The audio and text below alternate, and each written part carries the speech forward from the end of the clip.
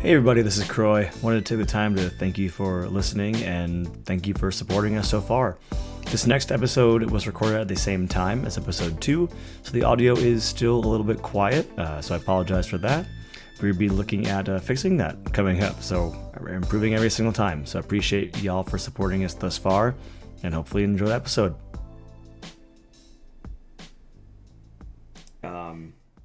I would definitely I would kill for sure. Maybe this is what we talk about. Even if they're zombies. You know. I don't know if I could kill. Hello and welcome to the Average Bros Gym Podcast. We are your average hosts with ears still in their names, Croy and Kory. We walk you through fitness, health, and life advice with no polarizing takes, kind of just no black and white stuff. We're just giving you some facts here, but in a coming at you, or I guess not coming at you, but somewhat aggressive. Yeah.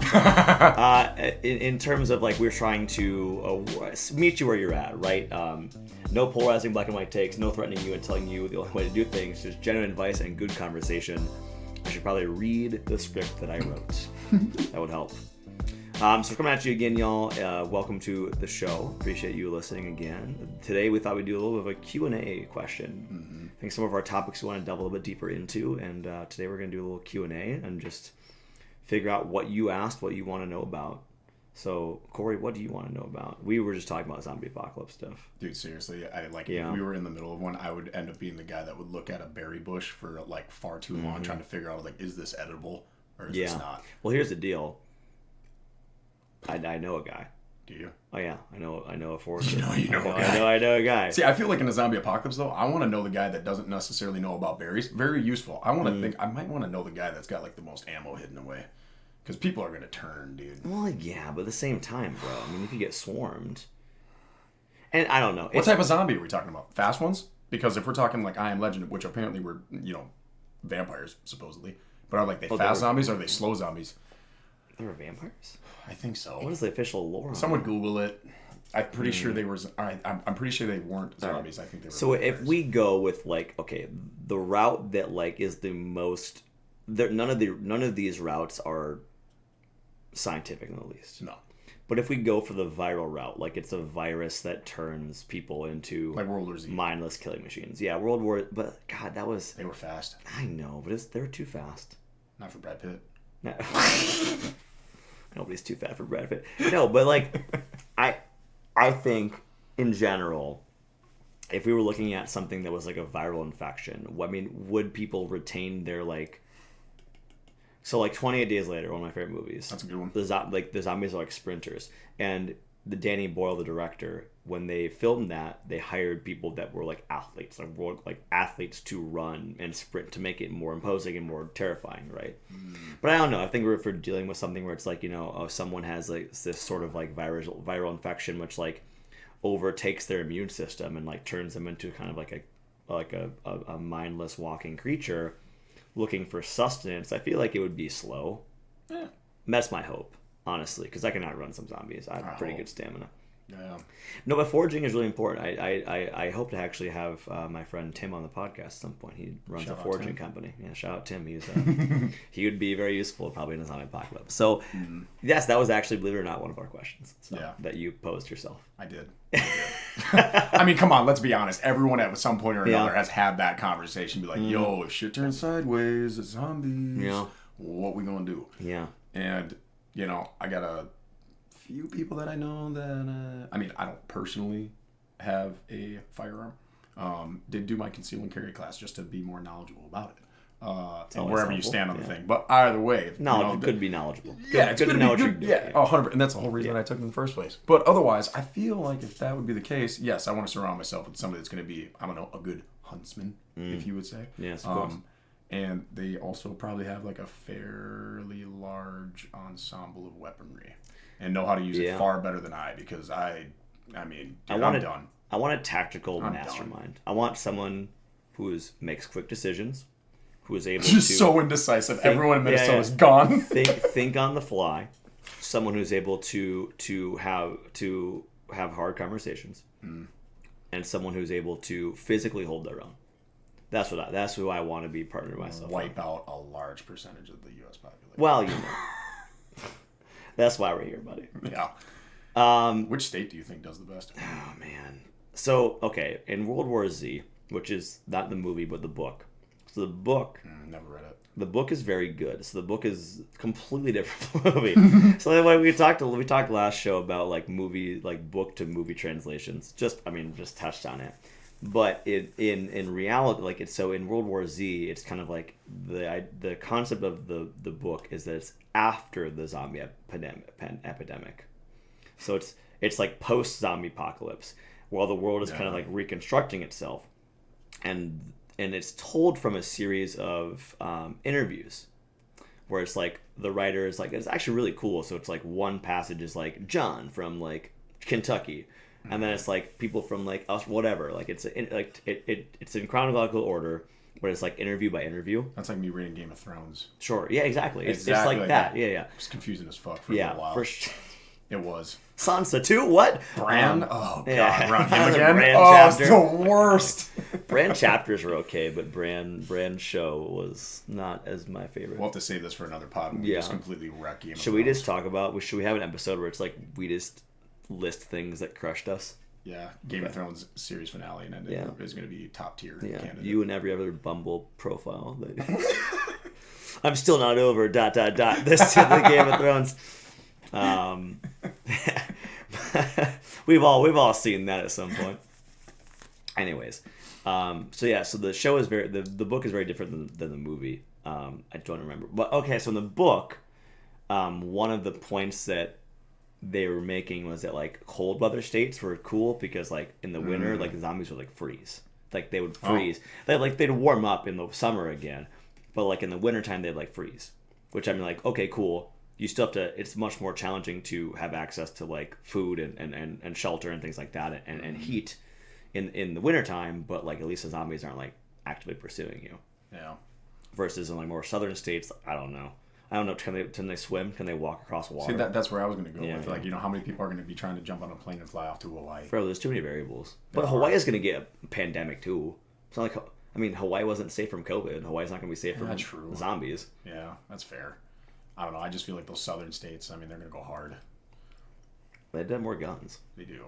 Maybe. I don't know. Maybe. I don't have the stats on that. Well, I don't know about like I don't know what the population of like hunters would be. Like I don't know which states or like which geographical area like generally has more. Well, you're looking for a place that has high sustainability as far as like edible plants, maybe water resource, and we got a lot of fresh water here in Minnesota. Honestly, Montana is probably the best place. Idaho, Wyoming. Yeah. There's like one person per square mile. I mean, that's not true, but like those are probably the places you're looking for. Mm-hmm. Less people, maybe more like obstacles for zombies to climb over. Yeah. Can zombies climb? Good question. Again, this is important. In The Walking Dead, they like learn how to use tools, which I'm. Do they? I never watched it. That was like kind of one of those shows. Everyone's like, "Oh, you gotta watch this." And it's one of those. It was one of those things where I watched a decent amount of it. Yeah. Well, I watched a decent amount of it, and then I kind of stopped watching. But it's one of those things where it's like, okay, maybe you watch 4 seasons, and there's like 8 seasons. So rather than finishing it, you just kind of like see how it ended. Because like, I gotta see how the characters fared. You've done that? You just jumped ahead? Oh, yeah. I know how it ends. That. I know how it ends. I haven't seen seasons like 5 through whatever, but I've jumped ahead and looked at it. Mm-hmm. Yeah. Sometimes I just gotta know. You know what I mean? No, I don't. I don't because I would want to finish it. Sometimes I just gotta know, man. I just gotta know how it ends. I'm like, fuck it. I don't want to sit here and invest my time in it, but like I'm invested in these characters, so I want them to live or survive or find happiness. You mean you're invested enough to just completely like dismiss chapters of their lives? Correct. Yeah. Okay. And find out big investment. That is my ass. Find out the ending. Well, that's how we'd fare in a zombie apocalypse. Corey, I've got a special question for you. Boy. I've got a special question. You're uniquely suited to answer this question. Oh boy. Why do bros love jiu-jitsu so much? Bros love jiu-jitsu. Why do dudes love jiu-jitsu? Probably more than life itself. Let's answer that question right here with these people in this room. All right, let's go. Me and you. Well, I will say, personally, speaking from, again, experience here, I kind of touched on this, previously in a pod, but I just called it a pod. Well, I'm that guy. Hey. We're three episodes deep. Kind of 4. Kind of. Yeah. And Yeah, we're podcasters now. Now, Yeah. officially. Cheers. We've got a oh, gotta grab my drink. Nah. We've got a boom arm. We've got a camera. We've got It's getting legit audio quality. yeah, Infinitely better. much better. Yep. Appreciate your patience on that one, team. Agreed. First one, yeah, a little fish bully. But anyways, I digress. Fish bully. It was. But I mean, jiu-jitsu, there's okay, I'm gonna go deeper down the rabbit hole. I'm thinking like, psychologically analyze. Thank you for warning me that you're about to do this. About to, yeah, But all right, bear with me here. Okay, Freud. I'm not going to turn it sexual. Freud I feel like that's all of Freud's premises. That's all we know of it. Yeah. That's the big ticket item that he was working with. Just dudes like grabbing dudes. He was just trying to sell. So he was probably just like, yo, I gotta start making some weird shit happen, or else I'm not gonna be a psychologist for very long. I don't know what it I'm is. gonna prop up my career. Yeah. But I will say, getting into jiu-jitsu, coming from the sporting athletic background, so again, did football, basketball, all the different things throughout school. Post college, found CrossFit. That's kind of now my big baby, and for what I do training wise. But you get a semblance of that like competitive element, obviously within CrossFit, and with jiu-jitsu, I feel like it just takes it to another level a little bit, where there's that more animalistic, primal, you have to be so invested in the moment. Like, you can't be thinking about any other thing in that moment than while you have somebody, another guy, wrestling you to the ground and putting you in very compromised positions where you're like, if I don't tap, this guy could straight up pop my shoulder, he could choke me out. Like, there is nothing more. Sounds fucking terrible. It is. It was so much. And again, I'm speaking, being a white belt, never progressed any further, at least right now. Where is white belt in reference to the ranking system? Oh, bottom. So you're power bottom is what you're saying?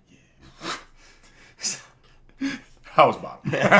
always bottom. I was actually, I was always on bottom. I was never able to get on top. Being on top, it gets hard in, multitude of ways. So it's very challenging. So you're the lowest rung of tier. And yes. There's not a shot towards you. That's what you just said. So white belt, then you go blue belt, and then you go, I want to say it's purple belt, brown belt, black belt. Black belt being top tier. But anyways, while you're in there, and I was, just learning the fundamentals of jiu-jitsu, how to break fall, how to get to side control, all these different things.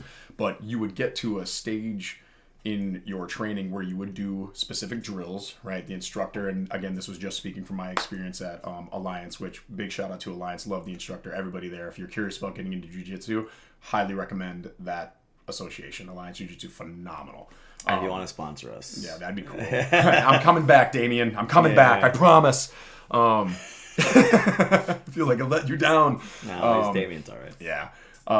But you would drill, you would learn like a certain move, or you'd learn a certain technique. And then at the end of the class, you would go into a live roll. And that's when you, along with the other students within that class, now you're trying to, practice in live drilling what you just kind of had rehearsed, right? And at that point, they're all hands are off. Like, you're on, you're rolling with somebody, and they're trying to tap you out. They're trying to put you in a compromised position. And I mean, you could think you're top dog in any one of your areas of like discipline, in business, and you could be the biggest, baddest dude in the gym. You could be like an elite level athlete in your sport, but there's nothing that's more badass than me. Like, yeah, cool, you can beat me in basketball, but I could still kick your ass. Yeah. There's something about that I feel like, especially for guys, that kind of like touches you a little bit. Like, yeah, you might be able to beat me in, whatever other endeavor, but like, in the end, if, you don't got a, gun or a knife or something like that, and it's just you and me going, like, unless you clip me on the way in with like a good punch and it gets taken down to the floor, which, again, most fights are going to be brought down to the ground. If I know jiu-jitsu and you don't, you're fucked. Yeah. That's it. Like, wrestling, I will shout out like any wrestlers in the room. Like, yeah, you'll be able to like take down defense, all that kind of stuff, and get me into like homing positions. But what are you going to be able to do if you don't know like a certain choke or certain submissions hold? And chokes? I think that takes it to another level. And obviously, there's definitely the danger in that as well. It's like, obviously, right? Shouldn't do this to human beings on the street, but you knowing that capacity, knowing you're able to do those things, obviously, it belies a confidence, and I think ideally the situation is like you are aware that you have the capacity to do those things, but you use that as a last resort. Oh, 100%. You understand that there is, as Spider-Man once said, with great power comes great responsibility.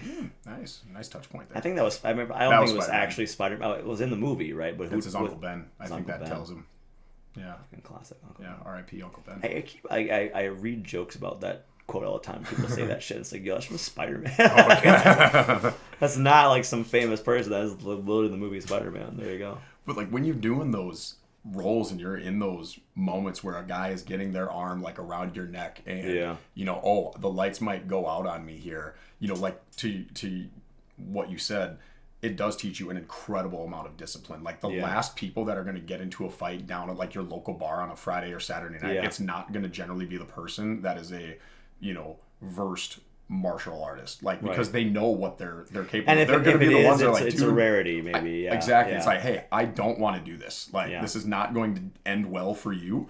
And so there's that element to it, right? Where you want to have this physical ability and prowess in a in a skill set like jiu-jitsu that I think is endearing for a lot of people. I think there's also the element of while you're doing it, you can't be thinking of anything else in the moment. You can't be worried about what's going on in the family life. You can't be worried about what's going on in business. You can't be worried about, the dog tore up my couch cushion. You have to be so in the moment that I think that's another area that a lot of people, they might not have that in their day-to-day life where they're able to just completely hone in and focus on only one thing. And what thing could be more important than literally life or death? Like because your brain doesn't know that, okay, all right, I'm going to be fine. This guy isn't actually trying to kill me, but your brain doesn't know that. Like in that moment when I'm getting choked out, or in that moment where like this guy could just completely shred apart my knee or shoulder or elbow, there's nothing else that you're thinking about. And it's that like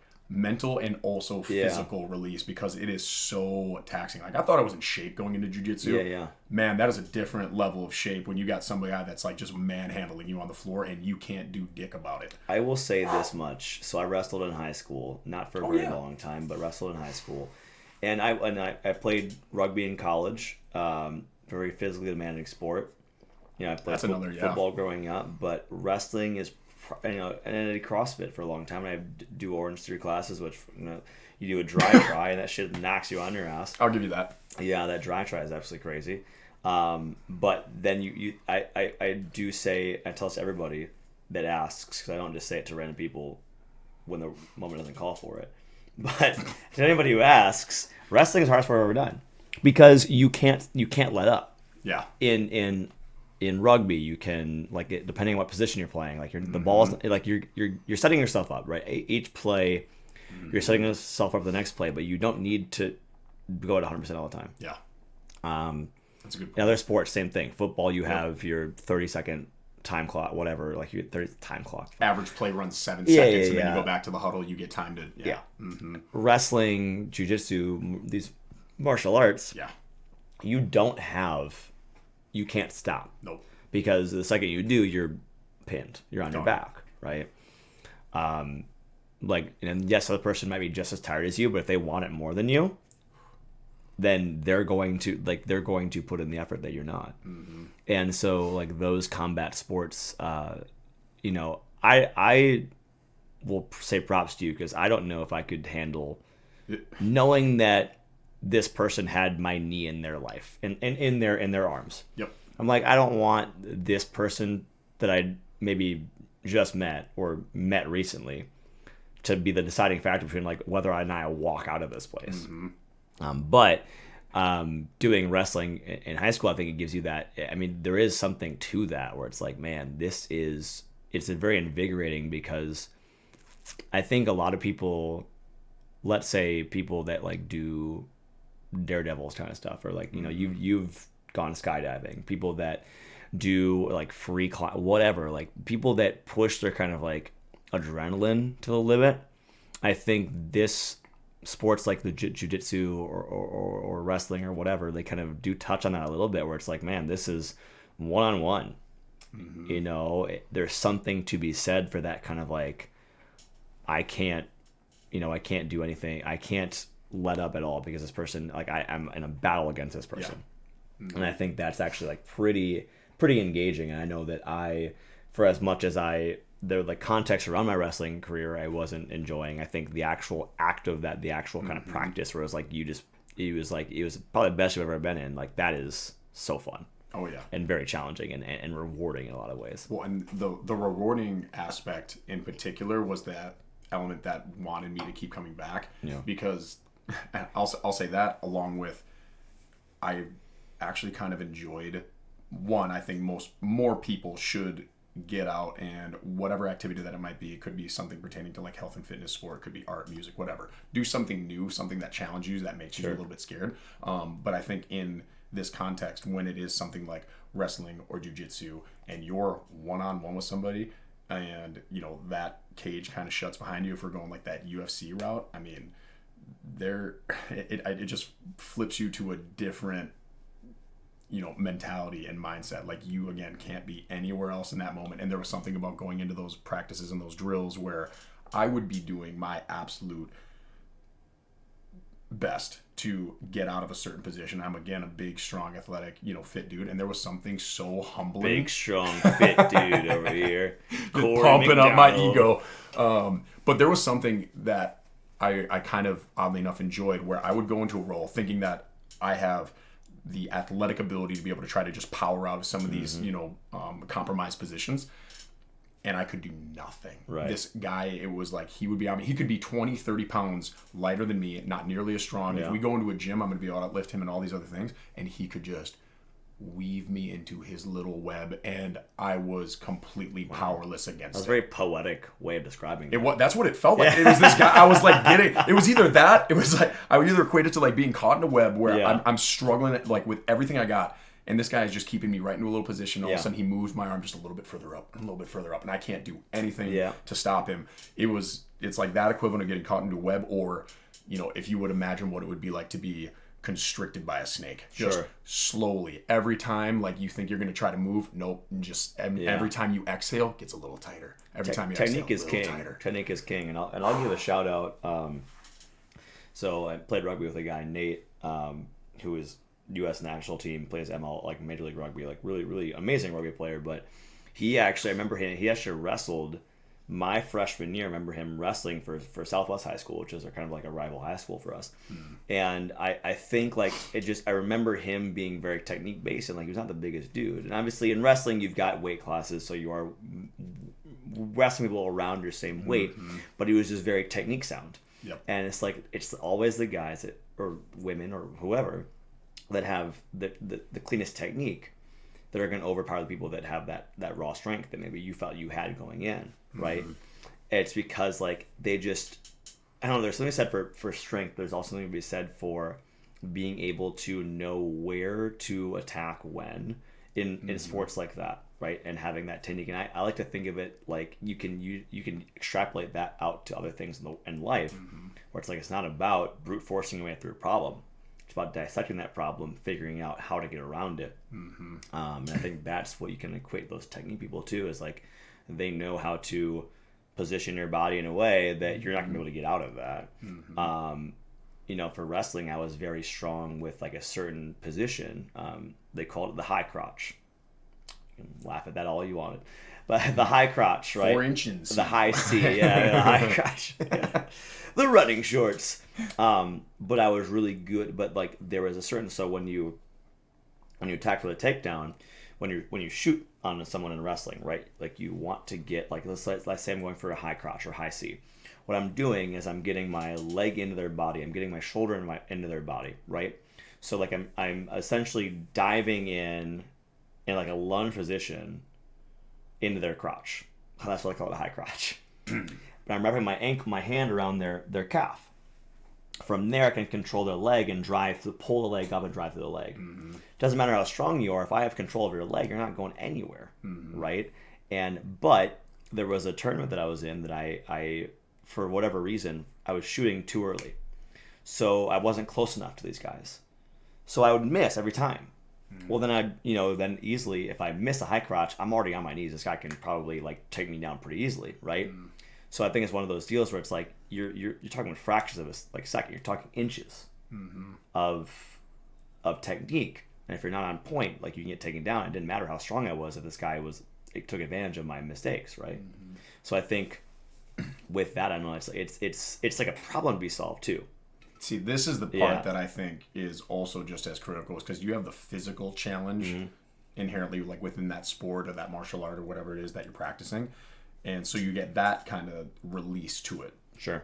You know, if you will. But then the mental side of things and the complex nature of those problems that you're trying to solve is something that also is just so addictive. Sure. You know, I remember going into those roles and being like, how the fuck did this guy get me in that rear naked choke again? How did he keep getting that same leg? What could I have done differently? And those little things just kind of like gnaw at you a little bit. And then so you want to like figure out that piece of that puzzle to be able to solve. Yeah. So not only do you get the physical demand of that sport that you're doing or whatever that it might be, but you also have that mental side of things that is so incredibly stimulating that you're trying to figure out those pieces. So like, okay, if now you're going for that single leg like takedown or whatnot, all right, what's going to be my counter to that move? Like, you have to be playing stuff chess. Ahead, bro. Stuff ahead. Multiple steps ahead. Like, there's a do you know Gordon Ryan? No, stuff that. Do I know Gordon Ramsay? No, Gordon Ryan. Oh. Different Gordon.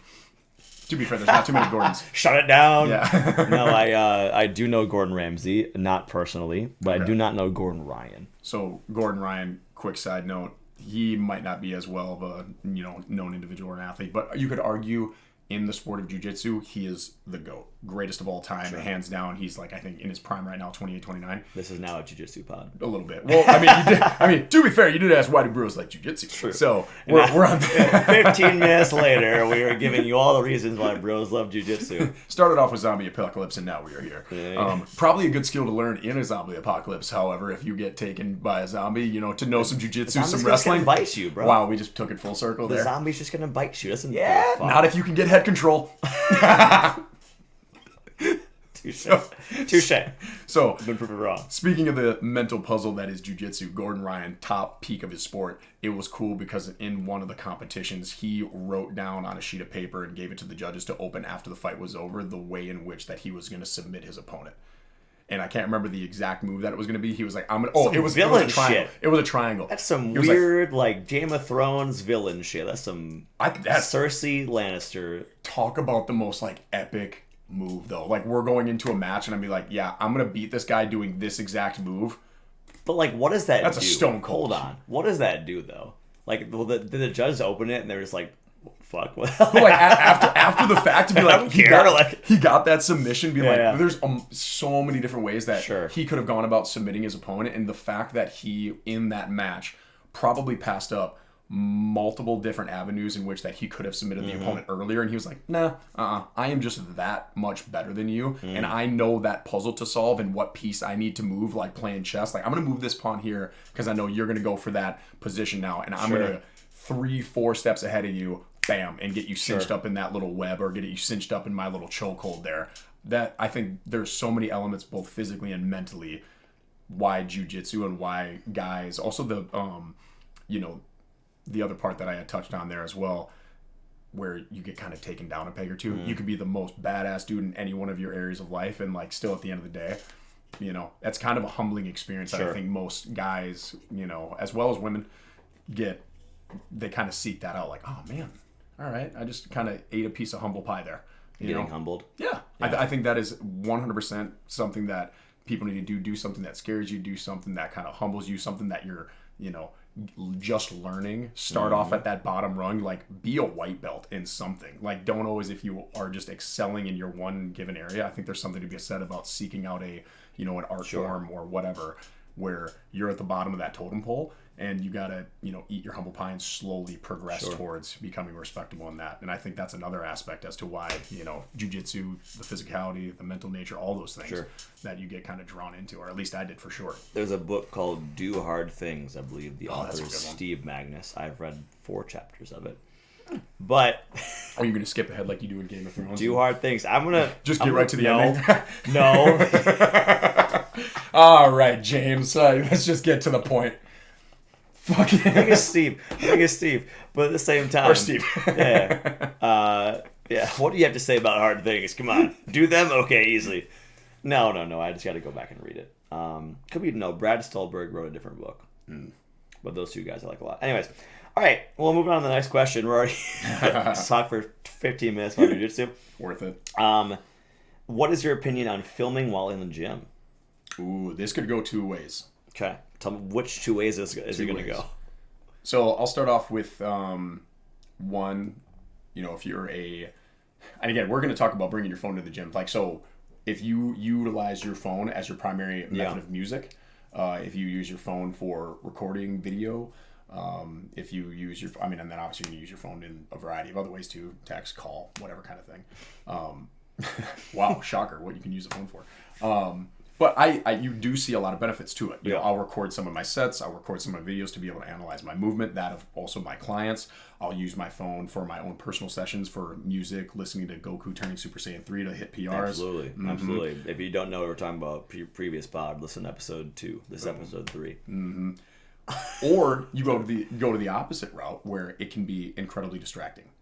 I've had many gym sessions that have all of a sudden been interrupted by my own doing. Of all of a sudden I'm in between a set, and then before I know it, I'm been sitting around for 5-10 minutes because I was all of a sudden scrolling through Instagram or something. Or you got caught up in a text message that you saw, an email that popped up, and now all of a sudden my training Slack message. Yeah, those two. Yeah, those two. Okay. And then, well, and so you get that element where if I completely didn't allow phones in the gym, people have to be more focused. You're building up more community. How many people now do I go to a gym and everyone has headphones in, everyone's looking at their phone? There is not as much, like if you go to a commercial gym, not as much actual interaction amongst those members. Headphones, Yeah, everyone's got those headphones in, and how much is that maybe taking away from this social communication, and you could meet some of your best lifting partners and everything else. Where some of my favorite sessions, and I think back to, it's just me and a couple buddies. Dude, you and me in the park right across. I mean, Corey we and I lifting in the park together. Those happened. COVID days. Those days. With one kettlebell and one dumbbell, and later on a barbell. Got creative. But here's the deal. I agree with you. I know that I think since I've had my phone and used it as like my primary tracking tool for my efforts, I've gotten much less intense. I remember back in the day, so you've always had headphones in, right? Because I remember back lifting when I was at 19, 18, 17, whatever, and I had my iPod Shuffle, bro. Ooh. No one knows is that the one that you could even see any song? You couldn't see anything. That's a reckless game. It was an invisible iPod. You go right from Disturbed to Mariah Carey pop song. You're like, wow, what a switch. Actually, I knew that, and so I populated my shuffle with mostly just Linkin Park. That's a good pick. That got me going. That's honestly. A good pick. Shout out Linkin. I mean, talk about some PR worthy music right there. Oh god, that is. I think that is probably my favorite band. It's I think consistent of over the rock, lifetime. What was that? I think Linkin Park is now associated as like dad rock. That's actually old rock now. Well, no, because kids nowadays are like, yo, we got classic rock, man, and they're calling it Linkin Park, and I'm like, get the fuck out. Someone did say that in my class the other day. I was coaching in class and I was playing. How was I playing? I was playing something from the early 2000s, and he said this is classic rock. I was like, oh, yeah, true. Wow. As a joke, because he was the same age as me, but but yeah, you're right. So, but you have the shuffle on, and you don't have your phone with you, so you're playing. You have your people. You might have forgotten this. We used to write down our sets and reps and our exercises on a piece of paper, on like a notebook. It was like your fitness notebook. And honestly, man, I still, if anybody is out there, obviously, I do classes, I do Orange Theory, I do whatever, I do those classes as well. But if you are going to a gym, like a LA or Lifetime or a CrossFit gym, whatever you're doing, and you're doing your own workouts, I implore you, I recommend so much to write it down on a notebook. Put your phone in your locker, lock it up, whatever. Do not use your fucking phone. If you don't need to have it, if you're not if you're on-call nurse, whatever, you need to have that for your job, awesome, get it. But if you don't need to have your phone on you to work out, do not have it. Because my intensity, and yes, I'm also older. Shut up, world. I get it. My knees are hurting. But for me, my intensity skyrockets when I do not have my phone on me. Because even if something as innocuous like you said, as checking Instagram turns into 5 minutes, turns into 3 minutes. And it can so quickly. If I time a 90-second rest period, that shit goes by so fast. Too fast. I'm like, oh, cool, gotta do my lunges again. Awesome. Fucking hate this. So, like, I think that's the big thing for me is, like, phones in the gym. I think there's one other story about, like, if you're filming your sets and people, like, walk in front of your camera. I've seen a lot of people, like, walk in front of your camera. Like, it's not a big fucking deal, bro. Some other people make it out to be, though. Well, and here's the thing, is if you're filming yourself in a gym, you understand that you are doing this voluntarily. No one else in that gym needs to abide by your camera. Yeah. And I'm not saying this to you, even though I'm No, I feel a certain way about this, too. But, like, guys, come on. For fuck's sake, be human beings first. Also, gals, too, same thing. You want to get that, like, perfect little, shot or whatever of whatever form that you're doing. It's, again, same thing applies. Like, you can't get pissed about somebody if you're at a commercial gym and you're trying to record some sets for your Instagram or whatever else that it is. You guys, whatever. Make your bread. Yeah, make 100%. Your money. 100%. Hell yeah. 100%. Stack those chips, fam. Yep. But if you're getting pissed about somebody, get your own fucking gym then. Your own private gym. You know? I think it's one of those things where it's like if you're recording the gym, I think that should be fine.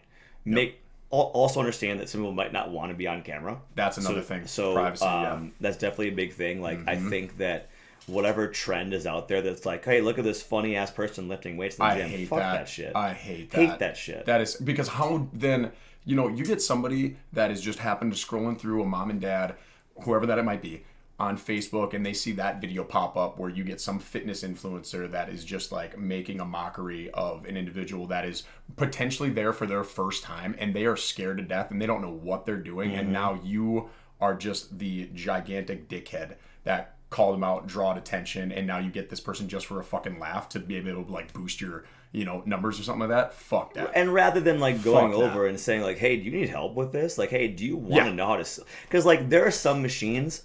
I've been working out since I was 13 years old. That's 19 years. I'm 32 years old. I still go to the gym. I'm like, what the fuck is this?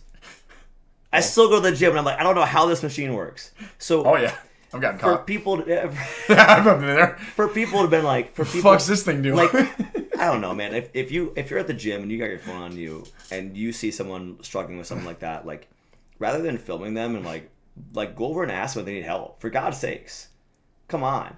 So I think filming at the gym, I guess I get heated when I think about that shit because I care so much about people that come in for the first time, and I know you do too. Oh yeah, what? Yep. People that come in to start their fitness journey like so nervous, especially right now we're recording this in December. Yeah. It's almost January. Oh yeah, New Year's resolution. Like people are gonna not know what to do. Like if you're like, oh man, these people don't understand gym etiquette. Yo, talk to them. Be like, hey, what's up? Like my name's John. My name's Carrie. Whatever. Like introduce yourself. Yep. Like rather than kind of Anyways, I'll try to keep it more on topic, but we're talking about like filming, like, understand that, okay, one, if you're filming your sets, no one else needs to acknowledge that. Two, make sure you're not filming other people. Like if at all possible, please get only you in that shot. Yep. Like film your content, do your thing for your business, whatever, but understand that like, you don't want to get other people in the shot. And then three, like if you're someone who like thinks about filming someone else, like don't. Yeah. Like be respectful of those around you. Recognize where people are at potentially within their health and fitness journeys, and you have to be respectful about that within that gym setting. Because kind of going back to again our previous conversation, episode 2. Take a listen. Like though you might be recording your sets and that person that you're now making a mockery of, what if they're looking at you as that inspiration? They're like, man, I wish I could be like, I wish I could look like that guy. I wish I could do what she's doing right now. And now all of a sudden, unbeknownst to them, you have now like recorded a video or something like that and making a mockery like that. That's some bullshit. However, on the flip side, anybody seen some of those gym fail videos? They're pretty fucking funny. God damn it. They're pretty funny.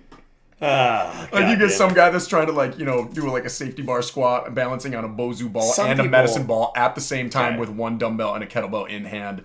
All right, let's be clear. There are some people that are doing that on purpose. True. So like that's different, I guess. But then there's also the other ones that I mean, it's like a legitimate gym fail, and they can be kind of funny. I've seen some of those videos. I've seen Everyone's some people, gotten a chuckle at least by one or two. I've seen those people like have like the cables and they'll kind of like be jumping up and down or doing like some like weird like ninja shit. Yeah. Obviously, that person knows what they're doing. They're just being a jackass, and like I think if you're an employee of that gym, you have full right to go tell a person to stop doing what they're doing. But I don't know. Or what about and I'm also talking about like gym fails that might have been done with like the best intentions. Sure. Like you get some dude that's going for a 1 rep max deadlift, and at the very top, everyone's been there. Well, either that throws up or like reps out the deadlift, and his head looks like it's just about to pop because it's all red, and then passes out into the middle of the dumbbell rack. You know, like some of them can be kind of funny too. Also speaking of personal experience with this matter, trying to record some lifts and all of a sudden, I've never done that. Thankfully, you know, they've come close, but never have happened. But yeah, like recording a video or something like that of me doing a snatch or clean and jerk barbell accidentally, you know, clocks me in the forehead. I'm like, all right, that's kind of funny. Sure. You know, so, you know, again, ultimately with phones, benefits, drawbacks to both routes. You know, again, from the social media aspect, content creation, you know, as you're recording some of your sets can be incredibly beneficial for form checks. And if you're working with athletes, sure. You know, also, again, don't be a dickhead, you know, like, again, if you're calling somebody out on their, you know, fitness journey and just start making a mockery, you're like, come on now, we're all better than that. We're all better than that. Step up your game, fam. Mm-hmm. We're not about tearing people down here. No, we're about build lifting. them up. Yes. Support. Yes. Encouragement. Yeah. Support and encouragement. That's what we're all about. Right there, you could cap it with the Arnold Schwarzenegger and Carl Weathers. That would be a good one, bro. You've got, I mean, you've got 4 minutes essentially. You have time for one more question. Oh, what do we got? Really quick. What are some good exercises to stabilize knee joints without workout equipment? Exercises to do for knees. To do for knees. Yeah. Okay. Are we talking like they have any like health I think we're looking at like injuries? kind of like a rehab exercises for like knees, for like knee pain. Sorry, you have like 3 minutes left, and I gave you a really in-depth cover topic. I was gonna say that's a can of worms that you can kind of open up with there. One big thing I would say, I don't know what the exercise is called, but like literally you have your foot on a step of a stair, like laterally. Like your body is in line with the step. Yep. And you're going kind of like down and up, like knee tracking over the toe. It's like a stair. I would call it like a stair step up, I guess. Well, yeah, you're just doing like a single leg, kind of like step down. Yeah, it's kind of like a step down. With one step, you're trying to focus on vastus medialis engagement, which is the kind of medial part of your quadricep. That's usually sometimes quite weak or doesn't function properly, and so that can lead to some knee pain. Then you're talking about for hamstring, glute activation, just like stabilization exercises, as you kind of mentioned, kind of looking at that, your daily activity, your gait. There's a lot of different routes in which to if you're looking at knee pain specifically. First, we have to figure out is there anything like structurally going on with there? Do you have like a slight meniscus tear? Do you have something going on with any sort of ligament that you have going on? And then you'd have to be able to adjust accordingly, for getting an X-ray done, But you had like MRI. 3 minutes. So. I know this might be one for later on. So, okay. So, like, what is, without knowing the situation of this particular person's knee, and this person who asked this question, I really enjoy as a person, human being. So she's great. I do. But what do you think? What's like a go-to? Like, I would say the step down is a good one. I would say anything that sometimes you could, if you have had prior ankle injuries. You got to look at how you're compensating too. Like, do you have like really piss poor like ankle and hip mobility? What are some of the exercises that do? What is your training volume? What is the intensity that you're doing? Yeah. What if it's someone? Okay, let's narrow this down a little bit. What if it's someone fair points to like be able to like bring up though. Like, this is, if you are an individual that's just thinking that, hey, I just need an exercise to be able to fix my knee pain. Yeah. You have to address a lot of different questions before just being like, oh, cool, I'll just do some single leg step down work and that's gonna be able to fix. So again, with all due respect, like, yes, we do want to be able to approach this from a let's narrow this down a little bit in this next like 30 minutes. No, that's not that. That's too long. It's like 30 minutes. Someone who has experiencing running pain knee pain during running. Mm-hmm. Okay, so first thing that I would look is, again, how long has this issue been going on? Has it been something that is persistent over the course of several weeks? at the point at which that, pain doesn't start to diminish due to a decrease in your training volume in terms of your training intensity, and you've looked at other various factors like, ankle, hip mobility, any pre-existing injuries, at that point, your best bet is to be able to potentially go in, look to see if you can get some imaging done. Once you've figured out if there's anything structurally wrong, start looking at like imbalances that you might have within your musculature, and then go about addressing those. That's kind of like the route that I would go for sure. All right. So the answer is it depends. Back to episode 1. If there's anything that when you get into the health and fitness realm, if you get questions, more often than not, if you're talking to a coach trainer, that's going to be the answer you're going to oftentimes get is, well, it depends. It depends. So we got to analyze a lot of different factors there before just being able to give out a, straight shot solution. But I would say right away, if there are certain movements that cause pain, not necessarily wouldn't necessarily say, hey, let's take those out altogether. Yes. But analyze where that pain persists. Let's say someone is doing a squat. What does that range of motion look like? Where in that range of motion does that knee pain occur? Can you bring it up to, can you do a squat? Can you do a partial squat? Onto that range of motion? What are other options of, movements and movement patterns that you can do without pain? Can you continue to train, and not just completely, we don't want to get to the point where, hey, I have an injury. Yeah. I don't lunge. I don't squat. I don't squat. I don't deadlift. No, that is bullshit. We should still be able to find ways in which to train around those injuries, because again, they are going to happen if you are in the health and fitness game long enough. Injuries are going to occur. Okay, how can I go about training around that injury? What are things that I can do to be able to strengthen up the musculature, tendons, ligaments associated with that, particular joint that you're experiencing issues with, and, kind of at that point determining what is going to be the best course of action moving forward to be able to address that issue. Sure. I think it's probably the best we're going to do at this point. Good luck with your knee pain. Yeah, we will readdress that, but definitely good to think about. Otherwise, Kory, that is the end of our episode today. So appreciate y'all coming by. Once again, socials. We are on X, formerly known as Twitter. Formerly known. It's like the Prince, formerly known as for artists formerly known as Prince. There we go. We're on X as Average Bros Gym Pod, so AVG Average Bros Gym Pod. There we go. Jesus. Oh my God. Sorry, guys. On Instagram is Average Bros Gym Podcast, as well as Spotify. That's where you're listening to this podcast, probably. Right here. Trying to get on some other platforms as well, but there you go. So send us, email us, averagebrosgympodcast@gmail.com, averagebrosgympodcast@gmail.com. Send us any sort of questions you've got. We'd love to do some more Q&A. Absolutely. But of course, we'll do it for the Instagram as well. So, yes. Anyways, friends, Kory, any last remarks before you head out to your Holiday Glow Festival? You know what? Yes, actually. Holiday Glow Festival. Just because, still on second here. Speaking of, because we're getting into the holidays here very soon, and I know a lot of people, and this will be another topic that we approach much more in depth, but from a nutritional side of things, like for anybody that's out there right now dealing with any sort of eating, we'll just call it, I don't know, concerns that they might have. Relationship with food is more or less like what I'm getting at. Again, it's the holiday season, meant to be time with friends and family. At that point, have the Christmas cookies, just be able to enjoy yourself around this time. Again, recognizing that, Christmas for a lot of us, it's meant to be, time cherished with that of friends and family, enjoy that time, like with, food, if that's also the case. A lot of that centers around, I know some people get anxious around this time of year. So anyways, knowing that this is probably going to drop somewhere around that time, just again, enjoy your Christmas, people. Enjoy your holidays, your Christmas. Yes. What about you? That's a good point. Holidays come around once a year. Yeah, exactly. If you're working on a specific dietary progress, if you're trying to achieve something as far as body composition goals or weight loss goals, know that one day does not ruin your progress. Yes. Likewise, maybe 1 or 2 days. Obviously, you're focusing on consistency over a long period of time. Yep. I think we have to avoid the shame spiral where we feel bad about doing something, so we continue to feel bad and we do more things because we feel bad, and then becomes a whole cycle. Mark Manson, author, talks about the kind of well, fuck.